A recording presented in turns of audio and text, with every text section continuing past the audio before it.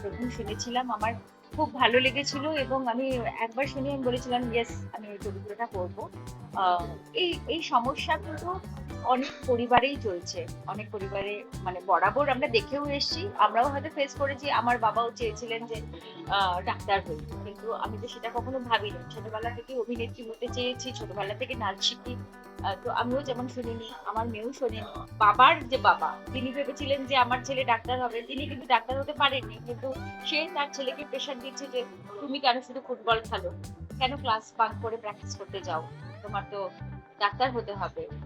তো তার অপূর্ণ স্বপ্ন, বেশিরভাগ বাবা মাকে দেখা যায় যে তাদের অপূর্ণ স্বপ্নটা চাপিয়ে দেন সন্তানের উপরে। কিন্তু না, সেটা তো করলে হবে না, বুঝতে হবে যে আমার সন্তানের মধ্যে কি ট্যালেন্ট আছে, সে কি হতে চায়, সেটাকে সাপোর্ট করা উচিত। ছবিটার যে মূল যে মুখ্য যে যে মোরাল যেটাকে বলা যায় সেটা হচ্ছে কিছুই না, যে একটা বাচ্চা জন্মানোর পর তার বাবা মায়ের এটা মূল ধারণা থাকে এটাই যে তাকে আমি এই কত তাড়াতাড়ি বড় করব, বড় করে তাকে আমি আগে কি করে এই কম্পিটিশনের আমাদের ওয়ার্ল্ডে যে কম্পিটিশন চলছে সবার মধ্যে সেই কম্পিটিশনে তাকে আমি কি করে ফেলে দেবো। তাদের এটা ধারণা বা তাদের এটা বিশ্বাস যে আগে সে কত ভালো পড়াশোনায় হবে, কারণ সেটাই একমাত্র মাপকাঠি, এবং পড়াশোনায় ভালো হলেই তার মানে সে প্রকৃত একটা মানুষ হলো। কিন্তু সেটা যে আসল নয়, তাতে অনেক বাচ্চারা নীরবে কাঁদে, তাদের অনেক মেন্টাল স্ট্রেস হয়, তারা তাদের যেটা ভালো লাগার জিনিস, তাদের যেটা প্যাশন বা হবি, সেটা তারা করতে পারে না।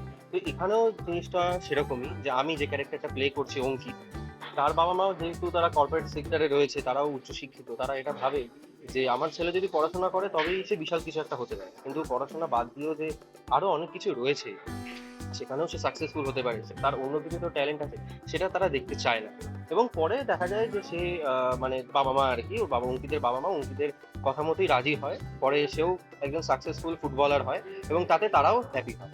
আমরা হয় না যে আমরা একটা পাশের বাড়ির ছেলে ভালো রেজাল্ট করছে বলে আমার ছেলেকে ভালো রেজাল্ট করতে হবে, পাশের বাড়ির ছেলে মানে অঙ্কে ভীষণ নাম্বার, আমার ছেলে সেই জন্য মার খায়।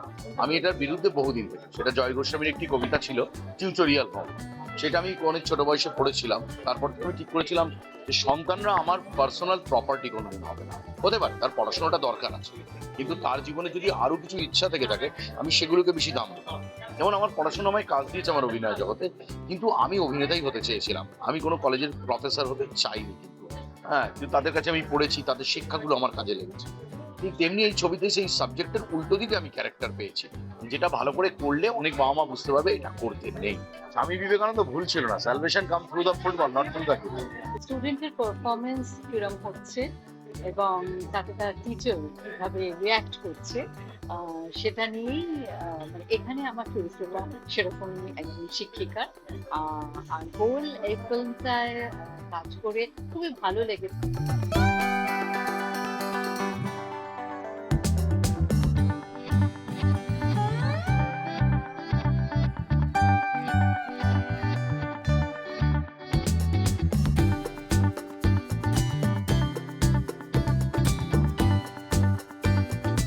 মাঠে যে আর্টিস্ট নির্মাতা, তার যে কর্ণধার, সে তো মাঠের লোক।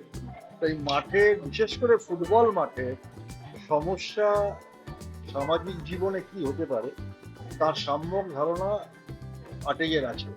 তাই স্বাভাবিকভাবেই আমরা আশা করব এই ছবিতে সমস্যাগুলোকে বাস্তবধর্মী সমস্যা তুলে ধরা হবে এবং একটা বার্তা নিশ্চিত ছবি থেকে পাওয়া যাবে। আমরা কিন্তু একটা জিনিস ভেবে দেখছি না যে আমাদের যদি ব্রেনটার একটা ম্যাপিং, সেই ব্রেনটার কিন্তু ধরুন লেফট সাইড রাইট সাইড বিভিন্ন সেক্টরে এক একটা প্রতিভার এক একটা জায়গা নির্দিষ্ট করা আছে। সমস্ত বাচ্চাই কোনো না কোনো দিকে তো প্রতিভা থাকে। আমরা যদি সেই দিকটাকে এনকারেজ না করে, আমরা যদি জোর করে বাবা মা নিজের পছন্দের প্রফেশন তার উপর চাপাবার চেষ্টা করি, তাহলে বাচ্চাদের যে কি করুণ পরিণতি হতে পারে তারই একটা আমরা উদাহরণ হিসেবে এই ছবিটা তৈরি করার চেষ্টা করেছি।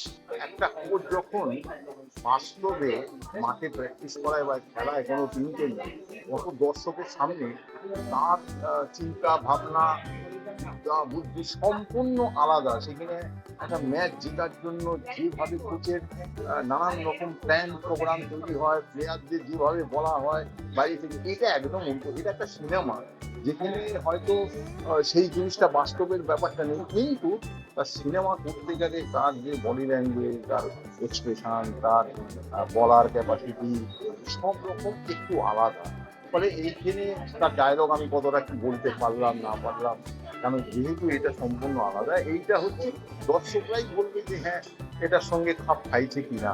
এই সিনেমার স্টোরিটা একটা খুব সুইট স্টোরি, একটা খুব সবার জানা উচিত একটা স্টোরি, যে একটা ছেলে যে যে ইচ্ছা আছে ফুটবল খেলার, যেটা অনেকই ছেলেদের ইচ্ছা আছে কলকাতায়, বিকজ কেরালা আর কলকাতা ইন্ডিয়ার সবচেয়ে বড় ফুটবল স্টেডিয়াম অফকোর্স।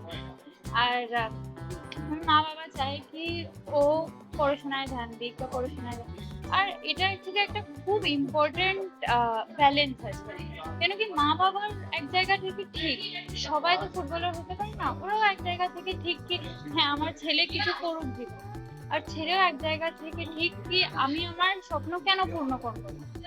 তো ওই ডাইনামিকটা দেখায় কি কোথায় ট্যালেন্ট আর ইচ্ছে, স্বপ্ন আর প্রেশার মিট করে, আর কিভাবে ওর থেকে ফুটে একটা গল্প হয় বা একটা স্টার তৈরি হয়, ওইটা ফুটবলের স্টার হোক বা এই স্টোরি ফুটবলের স্টার।